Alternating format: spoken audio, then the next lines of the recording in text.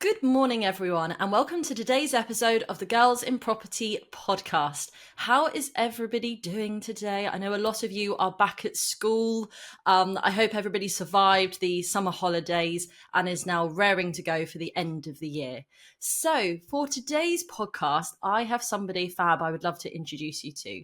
He's great. He does amazing events for peak performance. He does great stuff within actually teaching, great education within the industry as well, and all round a pretty okay guy as well. So today I would love to introduce you to Paul Stapleton. Hey, Paul. Hey Athena, thanks for having me. That's all right. How are you today? I'm good. I'm recovering. I'm recovering today. Busy weekend. I love that. And how have you survived the summer holidays? I know you've got children yourself. I'd say barely, and expensively. I've survived. So what have we got? We've got Thursday. They go back. So just a couple more days, and then Oh, they're not it might. back yet. Oh no, they would have had 8.5 weeks off. So My it's a God, long that's. time. It's a Do you long know? time. Do you remember being kind of their age where we used to have that length of time off? And I used to think it used to fly by. Mm. But as a parent, I bet it feels like 100 years. It. You know what? In the parents group chat, a lot of them were saying, "I can't believe how quickly it's gone," and I was like, am I the only one that has been counting down the days? This has felt like an eternity, and Yeah, you're running out of things to do. The attention span is so short now, and when you're trying to work in between as well, it can make it quite difficult. I know. And you've got your daughter's birthday coming up as well. I Um, have, I so have yeah. the big Swifty party. So yeah, yeah.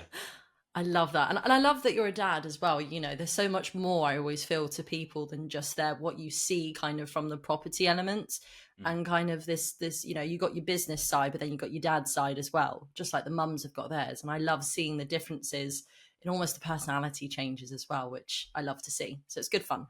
It's the driving force. Yes, the why, absolutely. Yeah. So Paul, before we crack on with today's podcast, can you first of all, for anybody who maybe doesn't know you, doesn't know what you do within the property world, or actually, yourself, could you first of all introduce yourself, tell everybody, because I know you got lots of sort of your hands in different pies within the property world and, peak performance and the other businesses that you do as well, and just tell everyone a bit about you, maybe an interesting fact about yourself, and we'll take the conversation from there. Yeah, so I am based in southeast London, so I'm on the south coast, nearly near you, and I've been in property now. It's coming up to 9 years. I've always loved property. Didn't really know how I wanted to get into property. Didn't have the funds to be an investor at the start, um, but also knew I didn't want to be an estate agent. And my background is sales, so I've been a sales trainer for around 13 years now, and I just kind of fell into property through one of my sales roles, and I found deal sourcing, and that was kind of the light bulb moment at how much money you can make without actually buying assets. So that was my introduction into property, and then, as you said, I have a couple of events. So I have Peak Performance Events, which is a entrepreneur London-based event. We've now taken it online. We're now doing VIP events as well. So that's great. That's all about entrepreneurship and business, and it's forging relationships outside of property that you can actually use in property as well. So for me, some of the best networking I've ever done have been non-property specific events. You're meeting business people that would love to invest into property but would never think of attending their local PPN or PIN meeting, for instance. So that's one of the driving forces for setting that up, and why we encourage lots of people within property to attend non-property related events as well. As you know, we're launching the Manchester Property Social that you're going to be speaking at Yes, next month. So that's that's exciting. really exciting. I'm really passionate about property and events, but ensuring that they're 120% value that you get for your ticket. There's no upselling or anything like that. There's food, there's music, there's drinks. So we've got that launching, and obviously earlier in the year we launched the Property and Entrepreneur Summit, which was an absolute hit. Again, you attended that one, 400 people within property attending, learning not just only about property, but more importantly about the bits that you don't get taught. So the business element of it, because as you know, as a business owner, you wear every hat within the business, and you become the lead generator, the marketer, the financial director, the administrator. So it's educating people on every aspect of business as well as property. Yeah, I love that. And what I like particularly about the events that you put on is that they're just really cool as well. They're not stuffy. You can go to, so we've all been, let's face it, Paul, we've all been to so many of these events which are really stuffy, really like everybody comes in a suit. And you're right with what you said, actually. Even sometimes just going to pure property events can be a bit samey, whereas even when you go to like Yeah, speak to different like business people, it's really really interesting. And actually at the property entrepreneur summit that I attended, up in Milton Keynes, that you did, I met so many new people as well. I met so and made so many great connections from that, which I loved. I thought it was absolutely brilliant. And I can't wait for the Manchester Social, because again, it's different once again. It's an evening do. I hear that the hotel, everyone keeps telling me that the hotel, the Allen in Manchester, is absolutely beautiful. it is. It really is. Yeah. And by the way, I've never been to Manchester before. I know. I remember you saying. It'll be my first time, so everyone has already told me that they're taking me out, and I was like, okay, I'm terrified.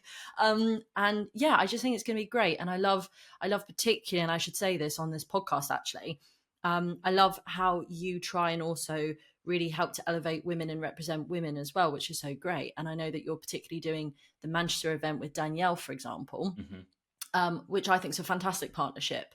So yeah, I really love that, and I look forward to seeing more. And I, of all people, know how hard it is also to put on events. It's, you put every hat on possible, and then it's Mm. like your wedding day where you don't even enjoy it because you want to make sure Yeah. everyone else is enjoying it. And you're just on a massive come down on the days after as well, and Yeah, it takes a week for you to kind of that realization to kick in once you start seeing people posting about the event and realizing how much value it added. But yeah, just touching on what you said, we really are trying to push for like 50% female audience, 50% female speakers as well.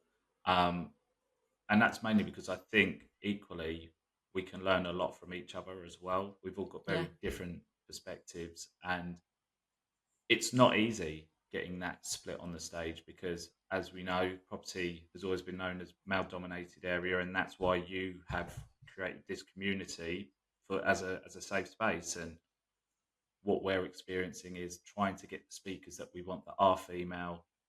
It's childcare issues, it's traveling, it's there's all these things that are a bit more difficult for a female speaker than there is for a male speaker to just say yes to every speaking opportunity. So bless sorry, you. I sneezed. Apologies, everyone, I sneezed. I love how the camera followed you as well. But yeah, it's a lot more difficult. And I know at the last event, I think you and I even spoke about it. We didn't hit that 50% target, but our original speaker list was actually more females than males. But we ended up having only 30% female speakers just because the level of no's that they couldn't attend was so much greater than men. So we really are trying to make that thing. But this event we've hit it. We've got a complete down the middle 50-50 male female speaker lineup. And It's great. do you know what? I didn't know until you told me that that had happened. I didn't know that was even a thing, that was something almost of an issue. And just to repeat to the listeners what Paul was saying, there was this idea that you would ask female speakers to come and speak, and they would just say no. I don't feel confident enough to, or I just don't want to do it And it's effectively. And family that's family time on the weekend. That family was one time of the off, biggest things is that they're, family, they're working hard during the week, and to leave the family on a Saturday right. was like a non-negotiable for them. Um, Right. And and they you have to respect that. You do have yeah, to respect that. Yeah. But massively. would a guy have said that? Potentially not. And that's an Yeah, interesting conversation almost as to why the mum felt she couldn't leave, but a mm, dad could. And there's so much behind that, so much psychology behind that as well. yeah, But I think we should try and encourage as many females to speak as possible, because at the end of the day, when we sit in the audience, we want to feel like the person who is on the stage represents us and yeah, has our back. That's what we want to see. That's why yeah. we keep going to these events, and we want to feel encouraged. So we just got to keep going with it, don't we? And I'll be there. I'll Definitely. be representing. Definitely. I know we were And really interested to look at like the split on the audience as well, being a male dominated stage, that event. Out of 400, we still had just under 150 females there, which I think for a weekend event was an amazing achievement as well. So I'm looking forward to seeing the stats at the next event to see how a more dominant female stage will impact the audience yeah, split as well. So it'd be really that'd good. be that'd be really interesting. And then Paul, if you were talking about something that you're celebrating at this moment in time, what would you Mhm. be celebrating? You know, for me this year, I would say property wise, there haven't been some major wins. I would say my business model this year has been heavily affected by interest rates and labour and sort of labour coming in and all of the kind of people worrying about what's going to happen if Labour did come in, and that's restricted them from investing over the last few months. But my biggest wins have probably been the amount of collaboration I've done this year. Hmm. I think I wouldn't have had the success in my events and everything else that I'm doing right now if at the start of the year I didn't say to myself and to my goal journal that 2024 is the year of collaboration. It was the year where I was going to assess who's aligned with me, who's in my space that I no longer want to be aligned or need to be aligned with, and who can I add the most value to, and that kind of be vice versa. So, like you and I speak all the time. We've both got great communities, and we help each other promote whatever it is that we've got to our audiences if we think it's something beneficial. And I've kind of used this year to forge those relationships a lot deeper, because I do think that there's more to collaboration than there is thinking everyone's your competition. I think even your Gotcha. competition you can collaborate with as long as you're aligned. So there's more than enough to go round. There's more than enough to share, and I think there'll be certain things that your community would see value in what I do that you don't do, and vice versa. So that's been my biggest win this year is just the sheer level of collaborations that I've been able to successfully do, and the number of incredible speakers that we've been able to get on our stage. That if you asked me a year, 2 years ago, would they be obtainable? I probably would say they would be out of reach. I love that. And look how like your confidence with it has grown as well. Where probably now you're like, no, we could do it. We could definitely get that speaker. Like if I don't know that person, I at least know somebody who will know who that person is. And I Yeah. love this. My whole ethos, which is exactly what you said, is collaboration, not competition. Yeah. Because why wouldn't you? You're so much stronger together. And you just can't know everything, can you, Paul? And you've built this amazing community where it's like, look, I know what I know, and if I don't know it, I certainly do know somebody who will know the answer. Hmm. And so you then all come together. And as long as you've got good people around you, it doesn't even need to be between the whole female male thing. As long as it's just good people around you, then you can build something quite incredible. And that's obviously why you decided to team up with Danielle and do like the Manchester event and other Yeah. people you've collaborated with. And I just think it's great. And I love that actually, there's this whole evolution and growth of a person, and you've gone, do you know what, collaboration is the thing that I'm doing, and it's very much in line with what I'm doing as well. Like I'm doing loads of collaborations. There's some really exciting stuff that I can't announce just yet, just because it's being finalized, but some really awesome collaborations on my side as well. And it's just great because it's just also more fun. Like It's property boring and doing it on business your is, own, isn't it's it? so boring. It's Yeah. so boring. And it's really lonely and you doubt yourself.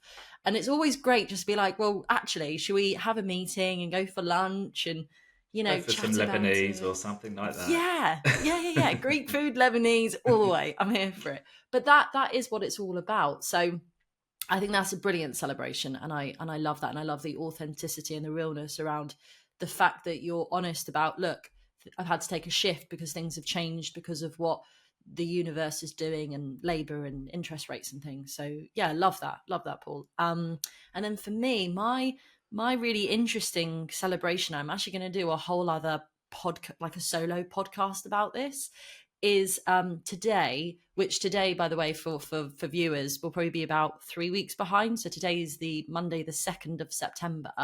I hand back the keys today to my rent to rent serviced accommodation properties today. And the reason I'm actually celebrating that is because, and someone said this to me the other day, and I think it's a very important thing to just say, and I'll go into why in more detail about this. I'm as happy today of handing the keys back that I was the day I received the keys. And I think You're that's such an important fulfilled. thing to, You've got yeah, what you yeah. needed from it. Yeah. It's just an important thing to say. It's like, it's okay to be as happy returning the keys as it is to accept the keys, because there comes a point where you're like, I've outgrown this. I've received what I've needed from this. Mm. And I'm now ready to move on to the next thing, which is effectively acquiring assets. Like, I already have my buy to let portfolio. I now want to go and buy and build my wealth through it. And I'm kind of like, I like rent to rent got me to the dance, but I didn't need to continue it. And the contract came to an end. We were deciding whether to renew it. And I just said, no, I don't. I'm not looking to even move forward with this, because service accommodation is a Mm. full-time job. You know, I was obviously, to do rent to rent service accommodation, you have to manage it But yourself in order to I make a thought all the decent profit. gurus said it was passive income. Oh, very passive, Paul. Very And you passive. can do it No, remotely as well with no team. listen, my arse is it passive. It is not passive at all. I mean, you'd have seen, I don't know if you saw my stories the other day, it was like Sunday night, 9 o'clock at night. And I went off and had to go and fix this window situation. I had to drive half an hour there, half an hour back, and fix this window because there were two of them and one of them had broken their arm. So they couldn't quite get the window up or get the window down. And I had to go and do that. And I remember thinking to myself, you know, why am I doing this? Mm. Like for what purpose does this serve me anymore? Which is zero. Um, so I'm really excited about me evolving in the next steps of my journey as a property investor in terms of what I want to do going forward, which is definitely 100% buying, acquiring assets, working with investors to do so. And I'm really excited for the next journey. So Mm. yeah, I think that you can celebrate receiving keys, and I think you can celebrate returning keys when the time is right. I think that's an okay thing to do. So yeah, Definitely. yay. Perfect. Win. Win, exactly. So Paul, let's talk today about creative strategies, because a lot of the listeners, you know, they might, for example, not be in a position at this moment in time where they have either investors, you know, at the click of a fingers, or the monies in order to go and buy their own properties. So they've got to think creatively about, right, how can I generate income, either enough to buffer, let's say, the job that I already have, or actually replacing the job that I have. So first of all, how did you start off within this world? How did you get into it, learn about it, and then develop into who you are today? So, as I mentioned at the start, I was a sales trainer and I would go into estate agencies, insurance brokers, recruitment companies, and I would train their staff on the art of selling. And I bumped into a friend in the high street who I always knew was in property. I didn't really know at what level. And we got talking, and he was talking about how he was having a nightmare recruiting a sales manager to manage his team. And we went for lunch, and kind of sounded like something that I would enjoy. It kind of sounded something like I could offer you the sales knowledge if you could give me the property knowledge. And they had a team of 8 sources, and it was just an incredible business model that they had. They had a sales force of 70 people in a single office, and they wanted me to train the sources on how to negotiate more deals and win more instructions. But it wasn't your standard sourcing. It was things like fractional sales. It was all about title splitting. It was all about getting blocks of flats and being creative with that. So my entry level was for me what most people aspire to start doing maybe 2, 3, 4 years after being successful in property. And I think because there was so much money to be made at the start of my career doing these creative things, that's what led me to never really want to be a landlord right now. It doesn't appeal to me because I just know if I invest my money into creative strategies, the return on investment is so much greater than parking money for a passive income. So my very first deal was I was tasked with going out to find a block of apartments in Liverpool. And we found a block of 10 one-bedroom apartments in Liverpool on Rightmove. It was listed for just over £1 million, and we managed to get the price down to 1 million. Now, the strategy was all about title splitting it, fractional sales. So we would say we're happy to offer you 1 million, but what we need to do is sell the 10 flats to 10 separate investors. So every time we sell a flat, we'd give you the lease to issue and we would make a margin. So we worked out the flats worth £120,000 each. There's a £20,000 margin. We sold them at a £10,000 discount. So we sold them for 110 per flat. And we made a £10,000 commission off of each sale to our investors. And then when you sell the last unit, you then take over the freehold and we would sell the freehold on as well. So on a sale like that, for instance, we would make £100,000 in commissions for selling the units. And then we would typically have a freehold worth about 50 or £60,000. And that was my entry level. And that was my very first deal in property, which is the complete Wow. opposite to what I train my students on right now, where they're making £3,000 or £4,000 for sourcing a refurb project. Um, and that's kind of what excited me about property is that every deal is different. No single deal is the same, and we can look at deals from multiple angles. And if it doesn't work one way, it's not a dead deal. There's always a way that we can make it work. The only issue tends to be price, right? Like if we can't agree on the price, then that deal can't go any further. If it doesn't work for a HMO, maybe it works for serviced accommodation. If it doesn't work for a standard buy to let, maybe it works for social housing. So there's all these things that I love about it, and it just gets that creativity flowing on every deal. I love that. And so your first deal that you ever did was really sort of quite, something that we would aspire to, as you said, after about Yeah. 2, 3 years. You were sort of just thrown in at the deep end. Do you think that was a good thing for you, just to sort of get straight into it at the So deep end? yeah, so for me, I thrive under pressure, and I love to start as I mean to go on. So I don't like to play it safe at the start. Like with the summit, for instance, this year, Yeah. very first event, no proven concept. Let's go for 400 people. Never been done in my eyes. 400 people with ticket prices over £100. Never been done. But it gave me the push and we sold that event out. And it's the same with property. For me, starting at the highest level just sets me up that I can get to my end goal a lot quicker. If I started at ground level up, it probably would have taken me a solid 4 or 5 years to get to where I wanted to be. But I've kind of gone full circle now because now I'm doing standard buy to lets. So I've Hmm. kind of started at the top and I'm working my way down. But I found my niche and I found where I think there was a gap in the market, albeit at Yeah. the moment it's a little bit slower, but that's cool. That's property, right? There's peaks and troughs, and you ride it out, and then you position yourself for the uplift again.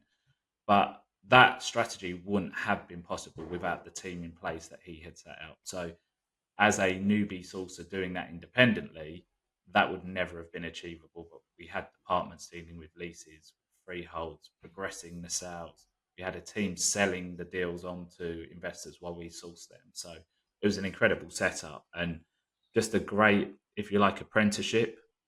It really was. I've never gone through any formal training on any courses. So I'm self taught through being a sponge and making mistakes and learning from those mistakes. Yeah. So if somebody was like in a similar position to you, then actually what you did was you almost got in with a company, this company that taught you in the field how to do it, and then you Mhm. use their team to then go and fly effectively. Is that what you're saying? Yeah, so I was with the company for 2 years, um, and then they were very much going down the route of new build. Yeah. So it kind of changed the dynamic, which I didn't really enjoy. So myself and one of the directors actually went off and set up a new business together, and we Right. did we did it was a buy to let business, and we started doing things like social housing, supported living, and that was fun as well. But like with everything, every time something gets really good and really profitable, some form of legislation comes in place, and then we have to Yeah. reset and see what's working again. Yeah. Oh, I absolutely love that. And now you teach others how to do it.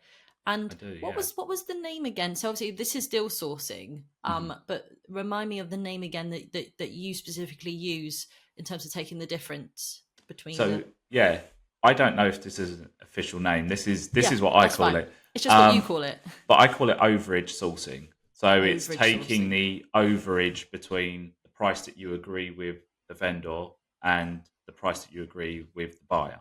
So Yeah. we agree the unit is worth 120,000. We can get the owner to take a price of 110 and our buyer is willing to pay 120, the market value. Then on completion, instead of us charging a buyer's fee, an upfront finder's fee, we just invoice the seller the difference to pay us, so the £10,000 difference. Yeah. And what would be your expenses in that? What would you have to pay for? Just pay for like their solicitor fees, anything like that? No, so that typically is our net fee. Um, but there are instances when they may suggest a solicitor, and I may have had a bad experience with them. And for me, yes, the money's important, but you don't get the money unless the transaction goes through. So Mm. investing £900 to say we will pay for you to use our recommended solicitor means that I retain full control of that deal during sales progression. And sales progression is like one of the biggest things in my course that I teach that people who have maybe been on two or three other masterminds have never heard of before. They think their Okay. job as a sourcer is to find a deal and sell it to an investor. But then a lot of sourcers complain that their deals fall through. And it's because they're not taking responsibility of what I think is the most important stage, which is seeing it through the legal process. Think Mm. we rely on these third party businesses, solicitors, mortgage brokers, lenders, surveyors that we don't know to have the same motivation to get that deal through as we do. Which Um, of course they don't. they don't. And they're also very busy for a very low fee as well. If you think the average deal takes maybe 3 months of conveyancing Yeah. and it's very expensive to run a practice, to charge £900, there's not a lot of money pound per hour in it to incentivize you as a solicitor to actually care. Yeah. So I learned quite quickly that hiring a full time sales progressor in my business was probably more important than having more sources or more salespeople because without that person, I've seen that you've been at the driving range lately, so I'm going to use my analogy. It's like a game of golf. So I always say that sourcing is the tee shot, the Yeah. chip on the green is the selling the property, but then the putting might take you ten putts to get in the hole. That's the sales progression. That's the thing where it's Right. problematic. And until you get it in the hole, you haven't finished. And Yeah. that's the completion. So that's one of the like biggest things that I train and I'm quite passionate about is you have to understand sales progression if you want a high ratio of deal to completion. So many people say 50% of deals fall out, and it's because they don't take responsibility of the full transaction. Hmm. So, as a sales progressor, with their job, and I'm sure it's more complex as this, but I'm just thinking if I was trying to progress myself, it's of course about, chasing up, making sure things are done, making sure things are needed. Like, is it more than that? Like, what would a Yeah. sales progressor do? So you use the word chasing up, which I think is the thing that most people do. And when they're chasing for updates, when in reality, what you need to be is you need to be a person of value to the solicitor, to the mortgage broker. So if you understand the timelines of what happens, like most sources will just be chasing exchange, Mm. but contracts haven't even been sent. Survey hasn't happened yet. We've not even got a mortgage offer. Searches haven't been returned. So it's like until you understand the timeline and the milestones between memorandum of sale and exchange, you can't help them. But if you understand what they're waiting for, that's when you can add value to them. And that's when you'll get them on side and they'll prioritize your cases. So, for instance, my sales progressor would say, she would create a spreadsheet with all the timelines on, and she would say, where are we at? And they would say, well, we're waiting for searches. What's the estimated date for those searches to be returned? And they would say the 12th of September. On the 12th of September, she'll contact them and say, have you received the searches yet? No. So she will pick up the phone and she'll call the local council to chase those up because she knows the solicitor doesn't have time to do that. Right. And the more times you do that and the more cases you work with that solicitor on, the quicker that relationship forges and your priority on your cases become even better. And another little tip that I always say is stop taking referral fees from solicitors and mortgage brokers because what will happen is your cases won't be priority because they're low value tasks to them because they're earning Right. marginal margins. So I always ensure that my solicitors, my mortgage brokers retain the whole of their fee. We don't take any kickbacks or anything because I want them to feel motivated to prioritize my task. So if I have a question, I can text them 8 p.m. on a Friday night and they will respond to me. But that's because they see value in working with me, not another uneducated sourcer chasing them for something that we're 2 months off of, for instance. And you're so right, actually, regarding like an example like the searches, because in the past it might have been that you chased them saying, one of the searches returning 12th of September. Okay, and then you almost leave it at that, and then you wait, and then if nothing happens, you say, you write and you say, when are they back, and they say not yet, and you chase them 3 days later. Whereas I Yeah, didn't think, well, I at the beginning I didn't think that actually you could then go and actually call the council yourself and be yeah, like, right, what's happening with the searches, and actually employing somebody within your team that is their sole job to yeah. make sure that the process goes through. That's such an interesting job title and description to have. Yeah, it really is, and it's how I looked at it. It was a job that I didn't want to do as well in the business. So Hmm. freeing up my time from what I would say is a very very time consuming role because, as you know, you can't say right at between 9 and 10, I'm going to do sales progression and expect a solicitor to be waiting for your phone call. You're going to Yeah, call them 3 times a day for a whole week until they return your call, probably. So you need someone that is on that phone all day long making those calls. And if you can work with a single solicitor, that makes your job a lot easier because then the sales progressor will make one phone call to talk about 10 cases rather than make 10 phone calls to speak to 10 different solicitors. So mm. those relationships are really, really important. That's such a good idea. Is she full-time in your team? Part time at the moment, but yeah, last year full time and a partner as well. So sharing the business. I love that. It's so interesting because as a business owner, I'm thinking about now expanding and growing and that type of thing. And it's about understanding the different types of team members I might want within my team, about Mm. where I'm at and what I might need. And it's really interesting when you talk to other people and you're like, what team members do you have? And all sorts. I hear about all sorts, and I'm like, oh, I didn't even think about that. Yeah, So that's really, really interesting. I like to break it down to like high value, high priority, low value, low priority tasks, and then write every task within the business. And for myself, purely focus on the high value, high priority stuff, the stuff that's going to bring in the money. And then I think when I was told if you understand your value, your worth, your pound per hour, anything that is below your pound per hour, you shouldn't be wasting time on. Yeah, So if you exactly. can outsource it cheaper than you doing it, for instance, I don't go and view properties anymore unless I need to.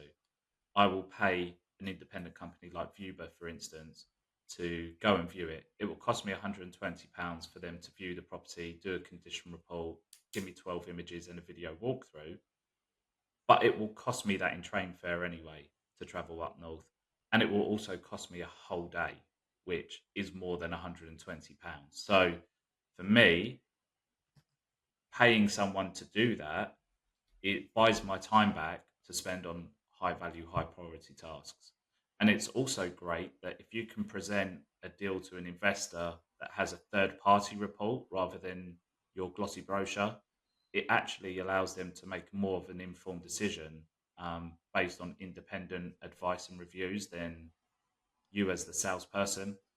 That's true. That's very true. That's a good point. And also, I see you do like so much for giving out like free webinars and advice. And I see you in the community groups, WhatsApp community groups, and you're always offering your expertise, freely as well. So what do you like? What types of webinars and things? What do you enjoy doing where you're like, right, I want to help people. I want to give this knowledge. What's your favorite stuff to do and help with? Yeah, so we do one at the moment called the Property Sourcing Kickstart. So it's people that want to get involved into property, but kind of similar to where I was, but didn't really know how to. And maybe they're exploring rent to rent, maybe they're exploring being a developer. But I think property sourcing is that foundation that everybody needs. When you understand how to find deals, how to package them, how to financially stack them, whatever you then go on to do within property, you're already set up. But I think the main trait that you need for property sourcing is not the knowledge of property, it's relationship building and Mm. retention. I think property is definitely a relationship game.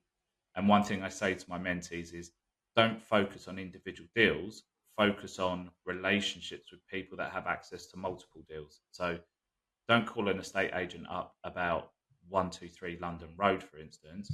Call an estate agent up first and build a rapport and a relationship. Spend your Saturday getting boxes of donuts and going into every single local agent in your area and getting to know them so that when you do come up with a weird and wonderful way, maybe like overage sourcing or an assisted sale or a lease option, it's kind of softened the approach already. You've already got your foot in the door and you're not an unknown person. So I like speaking to people about different ways outside of what they're being taught on £1 crash courses about go onto Rightmove, read a script, put an offer forward.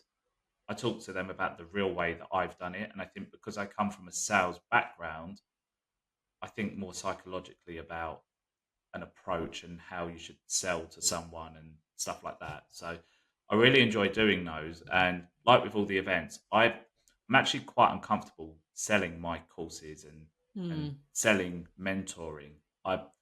I'm super enthusiastic throughout the webinar, and then at the end, it's kind of like, and if you want to learn more about our course, you can maybe possibly.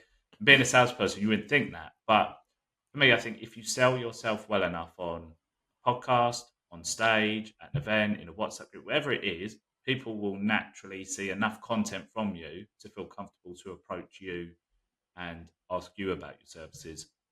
And that's what happens with me. I like to work with a small amount of people so that they get ultra value. So if I really did put myself out there, I wouldn't be able to offer the same services I do now. But yeah, I think people buy from people like themselves. So sell yourself, and then the rest will come.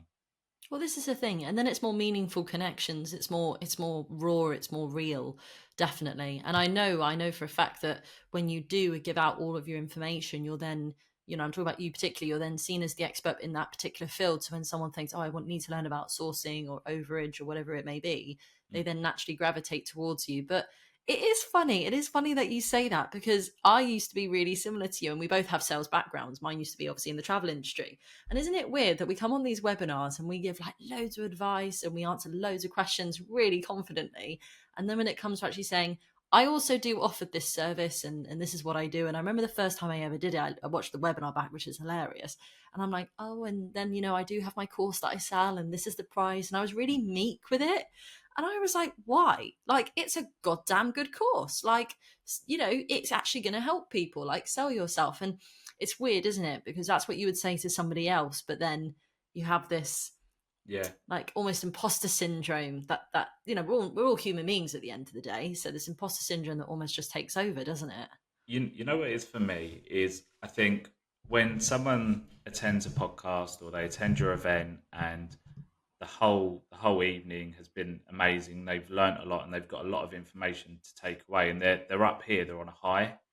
But then you've given them all that value, and you're going to end the night on trying to sell them something.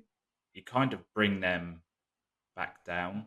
And I Mm. like people to finish a podcast or finish my webinar or finish an in person event on that high, and for them to make their own decision if they saw enough value in that event to come and approach you, or even if you just target it 2 days after the event via an email as a follow up, that's cool. But I think there's something to be said for people leaving an event or a webinar on a high rather than that's just another event that's tried to sell me something.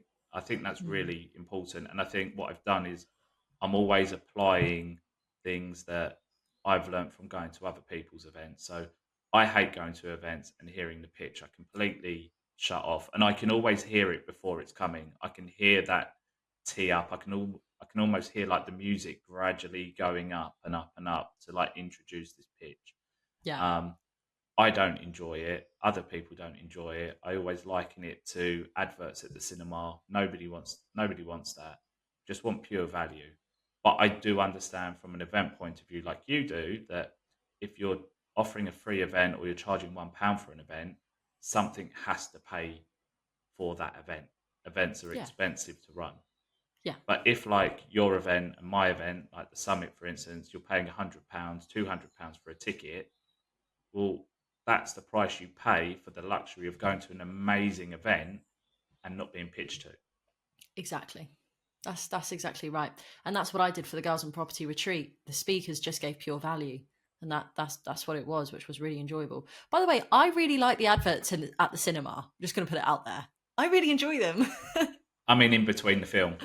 Oh, in between a film like Channel Yeah, 4 or something like that. That's fair yeah, enough. yeah. I was going to say I get to see all the like cool The coming movies coming soons. up. Yeah, the coming soons are different, definitely.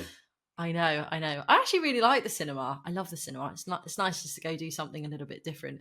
But yeah, I love it, and I think that you're completely right. I think it's about giving value, and like you said, people naturally then gravitate towards it. I mean, the podcast, for example, is fantastic, and then people that then want to find, the guests through the podcast, or even myself, they then come and either find you directly or come and ask me, and I just think that's great. And just I always say, if you hold up a torch and you just stand still and you're just a good person within this industry and business, people it will naturally attract people to you. People buy from people they like. It's Mhm. just always been the way of life, and I think that's really great. So yeah, I love what you do. I love what you represent. I can't wait to continue to keep attending more events, hopefully speaking at more events and representing women in the industry. And yeah, just really excited to see what you do with everything, because I think you're really making waves in such a positive way in this industry. So I'm fully championing you and fully supporting it as much as I can. I think it's great. Appreciate Um, that. Yay. And then just to finish off, Paul, in terms of a property disaster, because let's face it, like property's not plain sailing, and this is the fun bit of the podcast where the reality check of, right, this is actually what happened on one of mine. So do you have like a recent example or like one of your first examples? What have you got as a juicy story for us? Yeah, I think because I don't develop and refurb, like my experience of a disaster is probably not as exciting as some of your other guests. But I think from a learning point of view, going through property and maybe not having that formal education, learning from my own experience, there's probably been a couple of experiences that maybe um, your community, your audience would learn from. And I think just having a good knowledge of everything and having a good knowledge, having people around you that you can call on when problems come up is really helpful. But I've had two instances where things have gone wrong and I've lost money in deals. And I, I'm a true believer that a mistake is only a mistake if you make it more than once. If you Mm, learn from it and you put things in place with your due diligence to prevent it from happening again, then it's just all part of growing. It's all part of learning. Um, One deal where we came unstuck was not understanding the rules around flying freeholds with mortgages. So not understanding the impact of if there is a large proportion of a building overhanging another one on a flying freehold. If it was over 20%, it would put you into tier three lending and you were looking at 10% interest rates. Our clients learnt the hard way of actually paying for all the legals and everything until that became apparent. And we actually lost a really good client through that because of us not, in their eyes, doing the correct due diligence on the property. And it wasn't a case of not doing the correct due diligence; it was just a case of not knowing what you don't know. Um, I think a second one was looking at a property that looks amazing and thinking just because it looks amazing, it probably is. We took on an amazing property in Skegness that had been refurbed to a really good standard, and our business model is that we always sell tenanted properties. And with tenanted properties, obviously they have to be compliant. So you get your gas safety certificate and you get your EICR certificate, so the electrics have all been tested.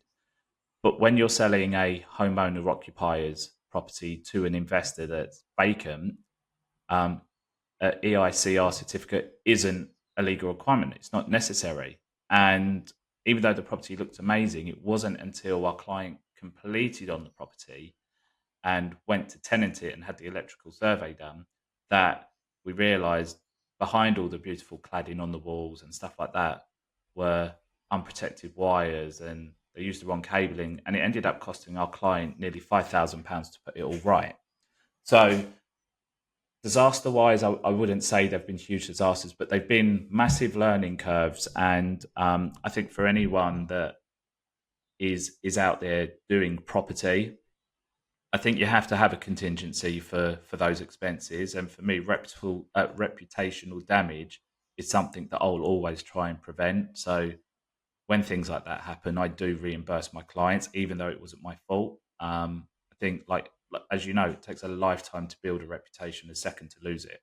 Oh God, yeah, Um, yeah, and yeah. it only needs one bad client with a vendetta to go to town on you for a lot of people to hear, and then that kind of just gets out of control. So for me, even if I don't feel like it was my fault because I wasn't aware of it, I will try to remedy that situation as well. So yeah, not really the big disasters, but just learning experiences through sourcing. I love that, and I love how you come at it from such a different angle as well. Um, and I've often said one day, even though I'm really dyslexic, I really want to write a book, and the book I want to write is all about others' property disasters and stories, because I think stories is what I love. I love to read stories and people's experiences, and that's such an interesting one. And just before I end this podcast, Paul, something just to touch on, which is so interesting, is that you have made the decision, from what it sounds like, and please correct me if I'm wrong, that you've decided, as you said, not to become a landlord, not to almost purchase these properties, but Mm. to utilize them and control the asset as opposed to owning them. And I think that's such an interesting decision that you've made, because I don't know about you, but you often hear the quickest way to be wealthy is to purchase the assets and obviously get the capital appreciation and all of that. So do you stand by the decision that you've made in terms of going, no, I don't need to own them, I'm just going to control them, and I'm going to get my lump sums, and that's how I'm going to kind of operate? Or do you think that that's leading you to then purchase one day?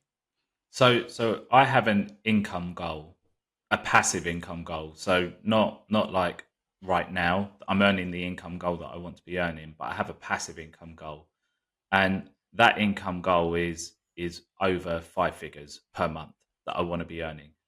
For me to get there through building a buy to let portfolio, it's going to take me a lot of time. There just constantly seems to be things being introduced that every time you probably make a bit of profit, you're then taxed on it, or maybe you have a void period, or maybe the boiler goes, or maybe the roof leaks, and a whole year's profit can be wiped out in a single problem. And I think looking at it from the point of view of the kind of properties that I'm sourcing for our clients, would that tick the box? Would that itch the scratch that I have? Would that get me closer to that financial goal? Absolutely not. If I had £35,000 right now, would I stick that into a £100,000 property that's generating £600 a month? It's maybe netting 200 a month, so 2.5 grand a year net. If that's no problems, 100% occupied, no void periods, is that exciting for me? Not really. But looking at a property that is in need of some works, that would be a great property for one of my investors that I could take on as maybe like an assisted sale. If I could put £3,000 into a property to make £15,000, that's more money. That's 10% of the money I would lodge into a property, but I'm making 5 to 10 years worth of net profit from a buy to let in a single transaction through assisted sales. And that return on investment for me, when you do a couple of assisted sales at 300 to 500% ROI, it makes you question why anyone would go for 10% ROI on a buy to let. And the other thing is, I don't like to waste money. So Hmm. when I look at stamp duty, when I look at legal fees, when I look at bridging and interest rates and stuff like that, with an assisted sale, if I can eradicate all of those buying costs and my only cost is the refurb, that is a no-brainer. So I have a pot of money that keeps working, and when that pot of money gets to a certain amount, in my head, I feel that is enough to buy me a particular asset that I'm looking for, or assets that isn't residential, it would be commercial, that would give me a long-term lease or a long-term contract with a tenant, and that would get me the income that I'm looking for on a monthly recurring basis. Now, it might take me another 10 years to get to, but if I keep turning that money over and making 100, 200, 300% on that money, I'll get there quicker than I will probably working my ass off for the next 30 years, adding a buy to let once or twice a year. I think So, that's really interesting. yeah, Mm, it may change, but I've kind of stuck to that for the last 5 years, and I kind of stand by. I think you and I, we like to do lots of things, and we're always mm, thinking. We've had lots of conversations about how we can grow our events and that. I've got 3 events going on, and that's because every time I feel like I've perfected one, I need a new challenge. So, yeah.